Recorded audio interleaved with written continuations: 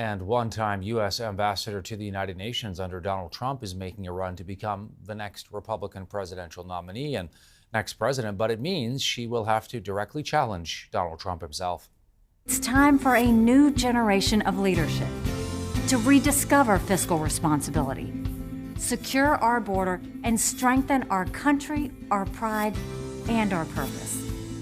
Well, she'd been hinting at this for a couple of weeks, but it was official in that video we're showing you there, released this morning. She did serve as Donald Trump's ambassador to the UN. Her presidential bid puts her at odds, though, with her former boss, who himself wants to win back the White House. So what does this mean? Nikki Haley jumping into the race? Let's bring in Eric Ham, U.S. political analyst who is in Washington. Eric, always good to see you. Your reaction?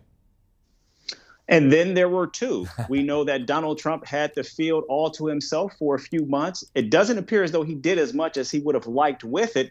But now we see Nikki Haley has entered the race. And while many see Nikki Haley as a direct confrontation to Donald Trump, I think what we're seeing here are two candidates that are going to occupy very different lanes. And it's very interesting because Nikki Haley is seen as someone who the right would have welcomed into the race if it were 2015. She was then seen as a trailblazing governor, a woman of color, representing a deep red state from the South.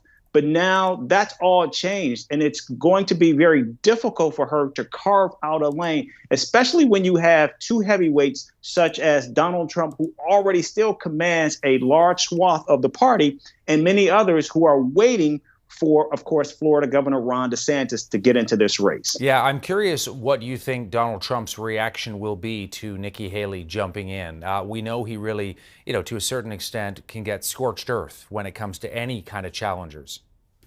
He does. But right now, Nikki Haley doesn't appear to be much of a challenge to Donald Trump. In fact, I think Donald Trump would welcome this opportunity to see Nikki Haley get into the race, because where Donald Trump struggles, even in the Republican primaries, is with college-educated voters. And those are going to be the voters that Nikki Haley is likely going to attract. And so the more people that get into this race that can actually vie for those college-educated Republican voters, that's going to be a huge boon to Donald Trump, because it is the non-college educated voters that will get behind Donald Trump in droves. So if he can get enough people in the race that can split that vote, that gives him a clear pathway to the nomination. Hey, who is Nikki Haley's appeal going to? In other words, Republicans out there, are we talking about moderates? We're talking about centrists? We're talking about anybody but Trumpers? What do you think? It's going to be the moderates, going to be people like the Liz Cheneys, the Adam Kinzingers, those moderate, those centrist Republicans. If there are any still left, it's going to be those individuals. People like Mitt Romney.